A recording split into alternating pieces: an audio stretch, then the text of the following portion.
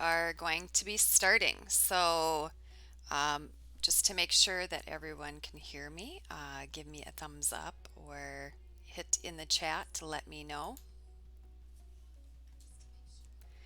But it does look like we have everything set. Okay, so tonight is on building a really great campaign team. So we're going to be talking about how do you build a campaign team, and then once you find them and recruit them, how do you keep them on board with your campaign? How do you keep it to be a really cohesive group?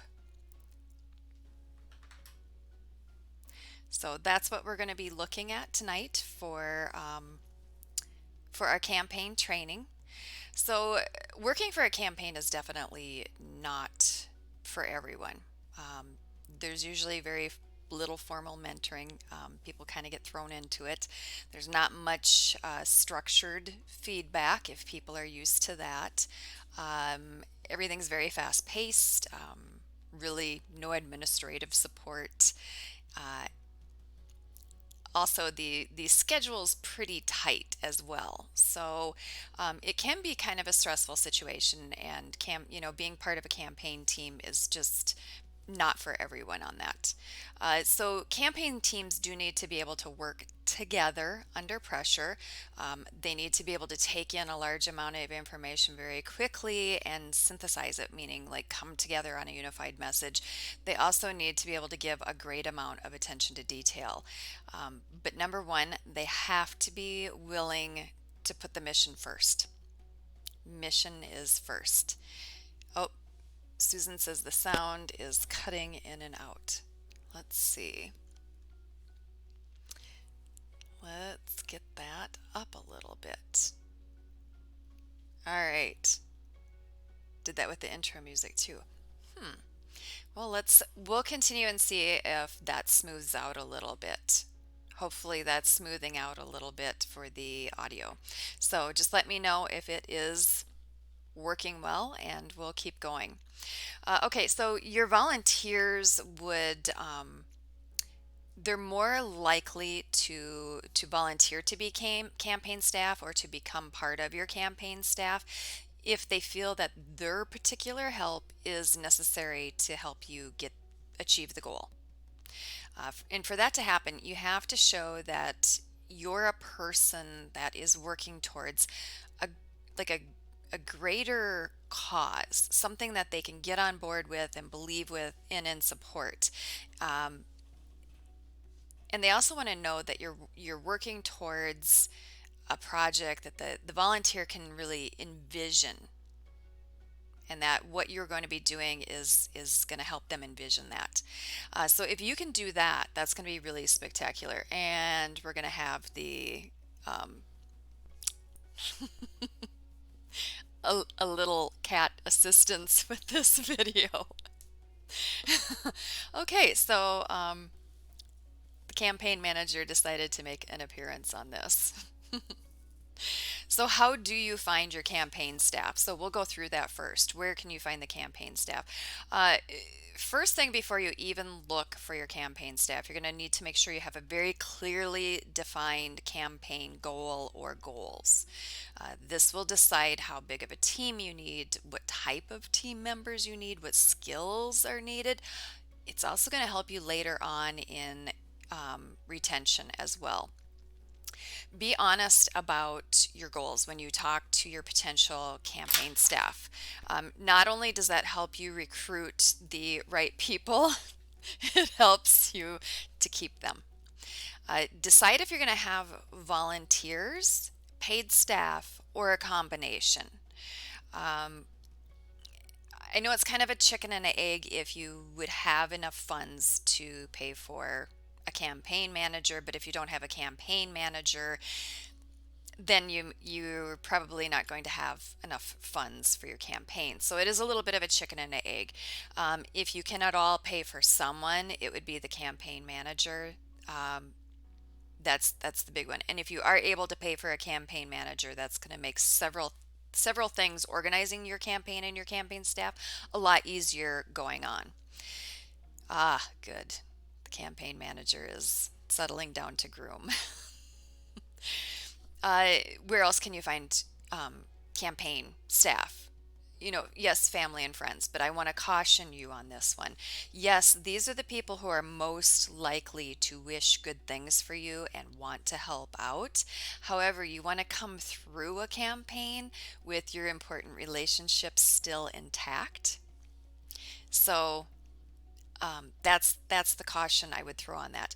Now, where friends and family can really, really help is they may know someone that would be really good to help you with your campaign, to help you staff your campaign. So be sure to ask them for referrals. Who do they know that could help you with, X, Y, or Z? Yes, political parties and groups, but in the LP, I mean, we all know we're kind of a small sphere, so you're probably going to have to look outside the Libertarian Party for many of your key campaign staff members. And that's okay. They don't have to be libertarians. They just have to really believe in what you're doing and be willing to go all out for that. But local affinity groups or issue groups, that's a good place to look for campaign staff. Another really good one is, I mean, of course, you have been involved in your local community and part of some type of volunteer organization or issue oriented organization, really involved with them for at least a year before you announced you were running, right? That's a good place to go to look. Another one is campaign donors. If someone's willing to donate to you, find out what skills they have, and they may be willing to be part of your staff. And not just in fundraising, but they could be staff in other areas. Social media. Key to finding good volunteers on social media is the proper ask and to phrase it in the right way. And the way to find volunteers through social media is this: share stories of your existing volunteers. That's called social proof. Social proof is people are more likely to try something if the existing evidence exists that the ones who did it before had a good experience. So that's what social proof is. So if you're going to go onto social media and recruit for volunteers, which you definitely can and should do, volunteers either to be like a project volunteer or campaign staff, what you want to do is you want to highlight the great experiences other campaign staff are having on there. So, and it's kind of along the lines of how we have, like online ratings of companies and different things. So share those stories of other campaign staff working on your campaign and have quotes from them about how that has made a difference. Oh, thank you. So, yep, Mama said, "Yep, I'm so good at social media recruiting and that is excellent advice. Thank you very much." The other thing is, yeah, your other campaign volunteers. Do you already have really good campaign volunteers? They may know the perfect staff person for you. So check out your initial campaign volunteers, even if they've only volunteered an hour or two for you. They may know the perfect person and they will introduce you. So, definitely do that. So now we're going to get a little more into what the campaign rules are, the personality type needed, and then an outside of the box place to look for that campaign staffer. So the very first one is of course your campaign manager. That should be the very first role that you fill on your campaign staff. And they oversee everything. And I mean everything. Everything, all the day-to-day operations. Depending if they're hired or volunteer, they may do the hiring and management staff, coordination and implementation of fundraising operation. I mean everything, right? Um, Creating and managing the budget. They can do messaging. I mean, it's a ton. It's a ton what your campaign manager does. Your campaign manager is really your chief of operations. Now, if you are paying your campaign manager, part of why you're paying them is for them to find the rest of the campaign team, including your treasurer and other hard to fill positions. So Yes, and let them take your personal social media and you stay off of it. Definitely, that's good advice. Or if you have a social media manager, definitely do that too. So, yes, candidates should not be running their own social media accounts because of the stress levels involved. And any candidate, and I don't care how often of awesome of a candidate you are, and that includes me. Like I am definitely including myself. When you get actively involved in a campaign, your IQ drops about 40 points. It's just how it works. You're under constant stress, and it's a fight or flight type of stress, and you're not able to do either. And it really impairs decision making. It's a tough, vicious thing. So, what's the personality type for a campaign manager? Um, Campaign managers have to have really excellent organizational skills. They have to be really level headed. They also have to have good interpersonal skills. They can't be afraid of raising money. And they also need to be pretty blunt internally. I'm not talking cruel, I'm saying blunt. They need to be pretty blunt internally. So, where's some outside the box places you can find a good campaign manager if you can't find one that has campaign management experience? I would find someone with successful sales experience, not retail sales, that's a different type of sales, but I am talking actual, um, going out there getting clients, you know, um, hunting and skinning type sales, to put it into sales language. That's the type of salesperson you're going to be looking for. Or you're going to be looking, now this person is probably going to have better people skills, they're also going to have better fundraising skills. However, what you also want to look for if you want to go a slightly different direction with your campaign manager is you want to find a really good project manager. So someone that has project management experience. That would be excellent to have. And yep, we have yeah, think HR as a hint from one of our chatters. So yep, definitely.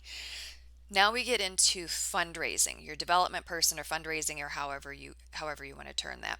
So they are responsible for raising the money that allows the campaign to accomplish its goals. So the finance director is going to work pretty close with the campaign manager, a little bit with the candidate because the candidate's going to have to make a lot of fundraising calls, that type of thing. And they're also in charge of keeping the candidate on track with fundraising, preparing for and setting up staff call time for the candidate to do overseeing all the fundraising events, all of that kind of information. So, what is the personality type? If you're looking at finding a good fundraiser, what's the personality type that you're looking for? They need to be highly organized. They also have to be very outgoing and willing to push the candidate and the campaign towards meeting their fundraising goals.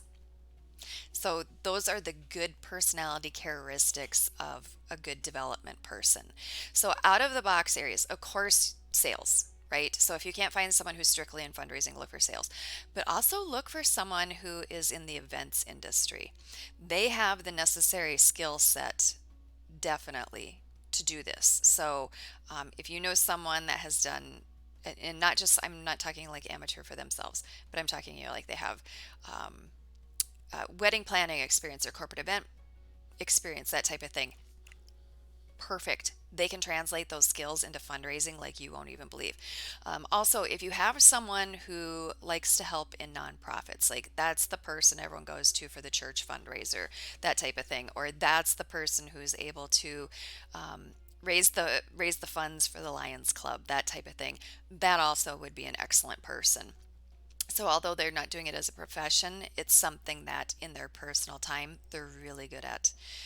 Next position would be either communications, press secretary, however you want to term that. They're in charge of all the campaign's interactions with media and messaging. So, your policy messaging person might be underneath them, might work alongside them. Just depends on how you set your campaign up. People set it up in different ways, and that's fine. In smaller campaigns, sometimes you'll have a person doing a couple of these jobs, and that's okay too. So they build relationships with the press. They're also going to communicate with the media. They either handle the social media or they have a social media person under them. They may help write or develop the campaign literature. They're really involved in the look of the campaign as well. So, probably the graphic design work is underneath them as well, because how something looks communicates about 90% of the message. So, that's what they do. They may draft speeches. They may write the copy for the website. So that's what they do. Anything to do with communicating the message. The personality type of your communications person, they really should have prior experience in contact with the media. They need to be a good writer and communicator, um, very level headed. They also need to be a proactive thinker and a bit of a strategist, not a reactive thinker, which can be a little difficult when you get into people who have career fields in writing. A lot of times they like to really sit back for a while and ponder things and react. And you need someone that is going to be a little more of a strategist. So, thinking outside of the box, where can you look for them if you don't have someone who is a press secretary or communications person? Um, Look for someone that is a podcaster. If you see someone that is a podcaster and you really like their style of communication, they might make a really good communications person for you. Yes, someone who is a writer or an author, even if it's a technical writer, the skill set is going to be the same that you're going to be wanting to use. But another outside the box area would be a pastor or a clergy person. They also have the incredible skills needed and the level head needed. And trust me, they have a lot of public speaking and a lot of writing skills. So you might want to look at someone that is either studying for clergy, or they are clergy, or retired clergy, or something like that, or they're a lay clergy. So that's kind of an out of the box person to look at to bring into your campaign staff. Field ops or direct voter contact, however you want to classify that person in your campaign. So they're in charge of making sure the campaign gets its message out directly to voters. So um, face-to-face engagement, whether it can be larger groups, but it's usually one-on-one. So they're going to develop the plan that includes door knocking, phone banking, get out the vote efforts, those types of things. Unless you have someone specifically for get out the vote, usually you have a much larger campaign when you start to segment that tightly. So the personality, again, you're going to see a refrain here. They need to be highly organized. Okay? They need to be really energetic because this is a physically and mentally demanding job. Because they need to lead from the front, not from the rear on this. They need to be capable of motivating people, managing other staffers and volunteers without making them rage quit. They also need to be able to work with large amounts of data. I know this one's a hard one. So, out of the box suggestion for where to find a really good field ops person: find a really busy, they used to be super, super busy, either stay at home mom, or stay at home dad, whose kids are now teens or older. The ones that have kids that were into everything and you just wondered how they were able to do it all. And they also had a social life and they looked put together and their home was wonderful. That's your person for field ops if you're looking outside of the box of the normal people that you would think. Another out of the box idea: search for someone who has a military background, preferably a sergeant rank or higher, or a captain rank or higher, and find someone in the military who is responsible for not only watching over whatever group or unit they were in charge of, but the logistics for it as well. So that's kind of an out of the box area for people to for you to look. So looking at all the people, think, God, who do I know that used to be in the military, or who do I know that was a stay at home, or that just like did everything, or they had part-time work but they also stayed at home. Because being able to juggle kids, the logistics of family life, all of that, perfect training for that, actually. And the type of personality that can do that well, those are your personalities you want to look for. Volunteer coordinator. Volunteer coordinator works closely with the field director usually, and also maybe your events person. And they recruit and manage your volunteers. So as you notice, as you get these key campaign staffers in place, they're going to take a lot of the strain off of the candidate because now the candidate isn't looking for every single volunteer. The candidate isn't going nuts trying to figure out how they're going to get six door knockers to go out with them this weekend, right? This is how getting these key staff positions in takes the strain off everyone. Can't then the candidate's not freaking out. Everyone on the campaign is happier. So they're going to coordinate the work of the volunteers. They're going to utilize their skills and make sure they match up so that the right volunteer is in the right place, where their talents will be the best. The personality. This one is all about interpersonal skills, patience, persistence, enthusiasm, good, just real good communication skills. Think Mr. Rogers. Mr. Rogers is who you want for your volunteer coordinator. So, out of the box, someone who is a good hostess or host, someone who gives really good dinner party, right? Where when you went to something at their house and you immediately felt welcomed, everything looked wonderful, everything flowed well, and you felt appreciated and loved at that dinner party. That would be your person. Another person, like someone who is a greeter, right, or a receptionist. Those types of skills. Okay, that's the type of person you want, like a receptionist, a greeter at a church or an organization, someone who helps with more membership at an organization. That's who you want. You can do, like your constituency organizers. That's getting kind of down into the weeds for a lot of campaigns, but it is good to have if you can have that. That's a person who slices and dices down to constituency groups like labor groups or seniors or veterans or persons of color or new residents to the area, however you want to slice and dice it. So that's what they do. They get it down into these little micro groups, and then they really look at what makes those little micro groups tick, what they're interested in, and they work really hard to connect with those groups. So they set up events and meetings and all that kind of stuff. It is great. So that person should have experience working with a diverse group of people, and I'm not using that in like a bad or negative negative way. I know when I use the word diverse, it can trigger people. Don't be triggered.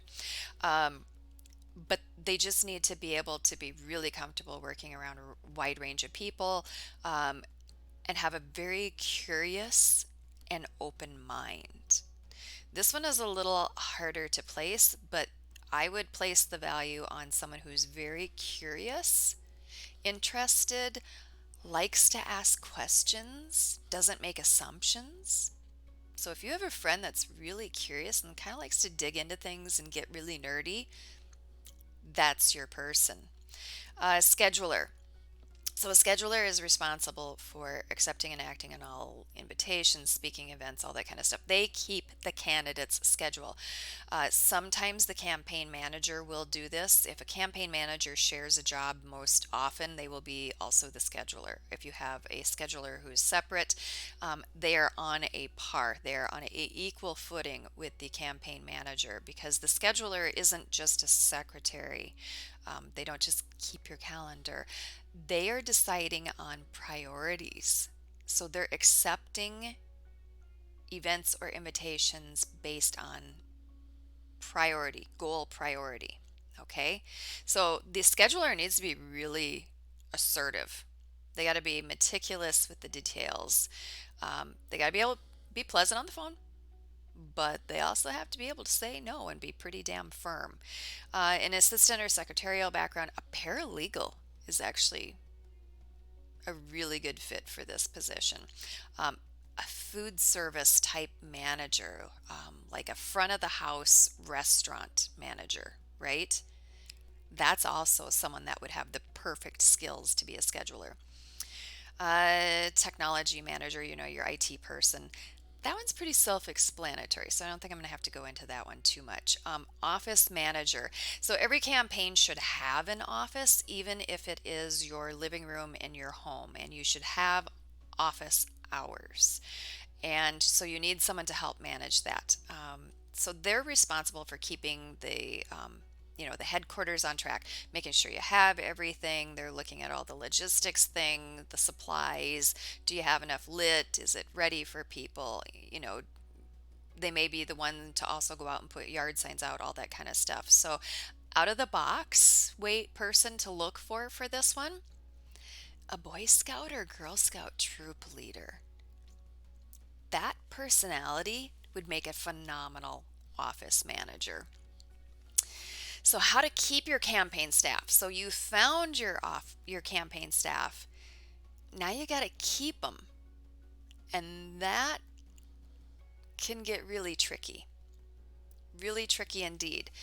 Usually for the November elections, starting in September, but going through October, I start to get a lot of mediation calls with campaigns, where the campaign staff is fighting and the candidate is fighting and the campaign is starting to implode. Um, and it's just the stress. It's the stress from it. And so that's when I try to do a conference call with everyone and get them motivated and back on board and all that kind of stuff. It's really not uncommon. But what I would like for you guys to keep your campaign staff on board and motivated and focused. So how do you do that? So why do staff stay with a campaign? Because they feel a sense of community. A good campaign starts to feel like a family, uh, because they feel ownership and they have a stake in what they're doing in the campaign. They're not being micromanaged. They have their area expertise and they feel they're making a difference. They feel appreciated. They feel that their efforts aren't just peeing in the wind, like they're feeling appreciated. Um, Big one, they're having fun. If they're having fun, they'll stay. Another thing is you check in with them from time to time to see how they're doing as a human being, person to person, and also how they feel about their role. And the last one, they feel like they're on a winning team. And this doesn't mean that they feel they're going to win the election all the time. It can mean they just feel they're on a winning team. So here are probably six little steps, six little things on how to bring your campaign team in and then keep them focused and finish strong. Establish your campaign's culture to keep them rooted in it. Decide what you want the norms of your campaign to be, both how they interact with each other, but also how they interact with the public. And successful campaigns create a culture and they decide, what are our expectations with each other? How are we going to speak to one another? What's acceptable? What's not? You know, what hours do we expect each other to be available? Because otherwise there could be conflicts. One person may expect their teammates to be available 24/7, like they're texting them and they're like, come on, come on, come on, why aren't you on? And they're getting mad because they aren't there. And other people may say, you know what, I have these specific hours that I'm available and this is acceptable. But you're going to have to decide what is the culture for your campaign. Also, what tools will you use as part of that culture? And are people expected to use them or not? Some people are technology adverse. So it may be that you have a culture where you have easier to use tools.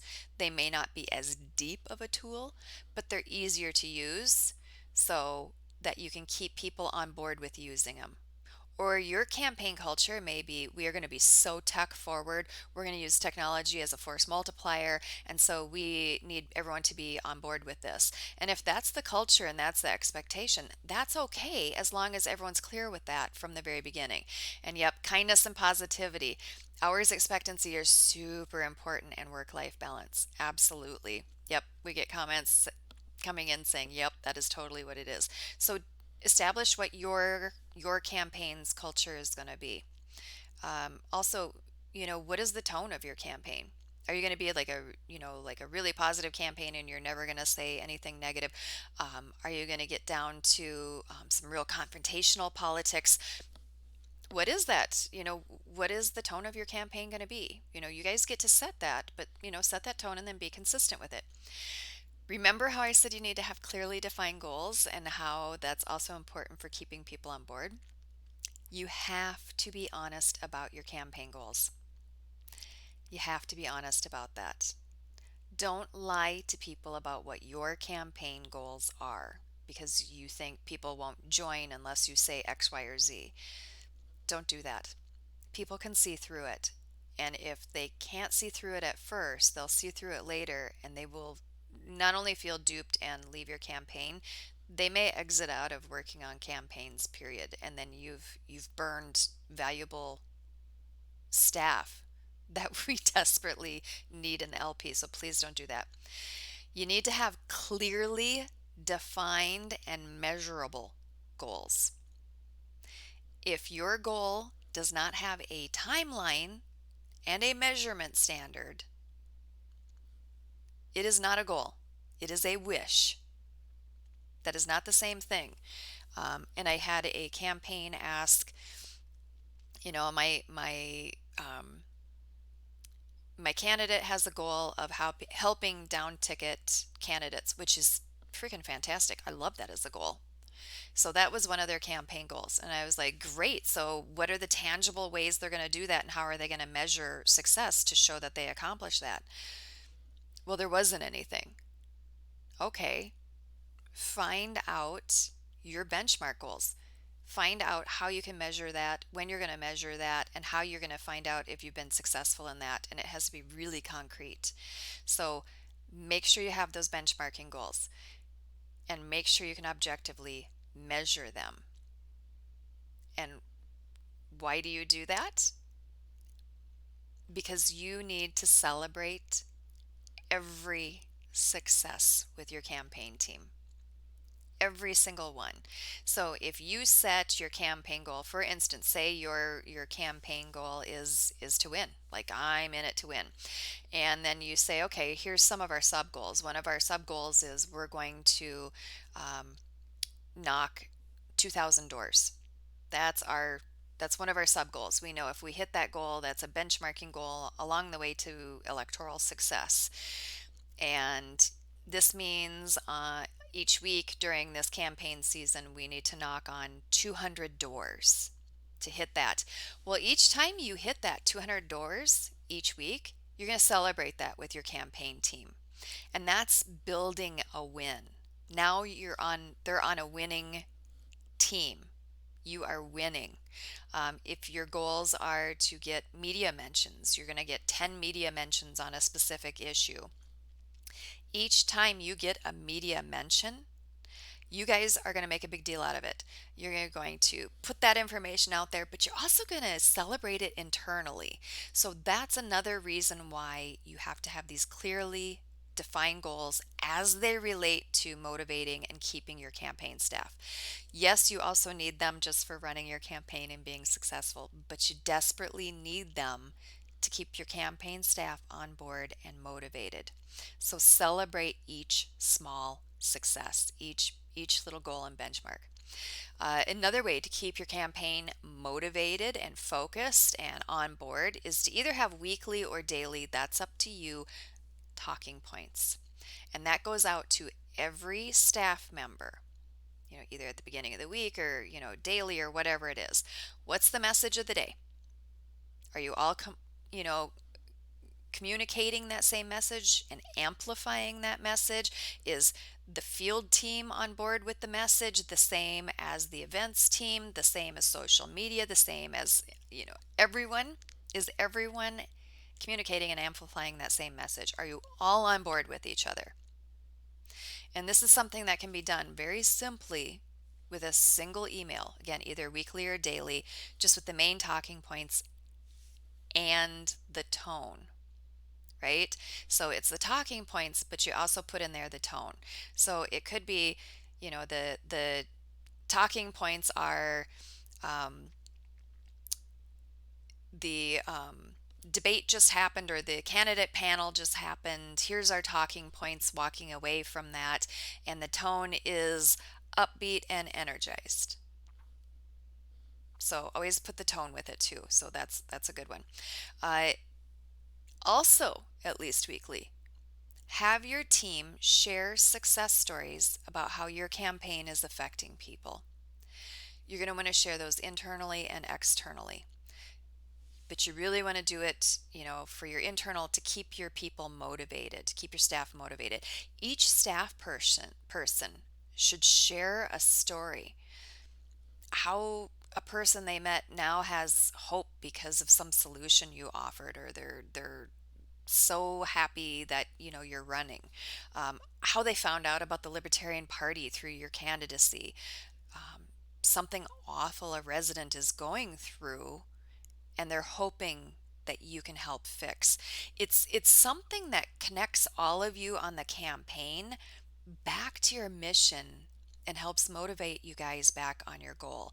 The other thing that sharing these stories is going to do is, as your campaign staff come into contact with other people and they're like, why are you on board with this? And you're like, let me tell you this story. So, you know, my friend who, does social media, someone contacted her and said X, Y, and Z. And, it was such a powerful moment for me. And I was like, that's why I'm on board with this campaign. So you want to be able to do that and make that a habit of doing that weekly. And it doesn't have to take a long time. It's just something to get in the habit of sharing with your campaign team. And it really will bond your campaign team tightly when you're doing this, and help them bond onto that mission as well. But the last thing is, and I know we're going a little long today, but thank you for hanging with me, everyone. Properly thank your staff. You cannot thank your staff members too much. And yes, you should globally thank them. Team, yay, we did great. Okay. But I also really want to encourage you to singularly thank your campaign team members. Um, and I want you to use this language. You can start to phrase it in different ways, but I want you to use the phrase because of you. If you get in that habit, you're going to phrase the thank you in the proper way, because you can say, yay, we knocked 500 doors this weekend. Woohoo, we did it. Okay, that is great. Better is when you're going to your individual staff members and saying, like, to your to your field ops person, right? Because of you, every one of our volunteers was trained and we were able to finish precinct 1 today. So you see how that's a much more personal thank you that related directly to what they did. Or to one of your, if you have like a door knocker deluxe person, right? One of your fantastic people, and they're part of your campaign staff and they're just fantastic. It's, because of you and the fantastic job you did canvassing today, we identified 4 more supporters.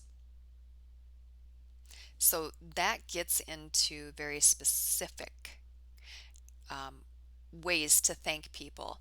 And if you were thanked in that manner, if you were working on a campaign and you were regularly thanked and appreciated in that way, how would you feel? How devoted would you be to that campaign?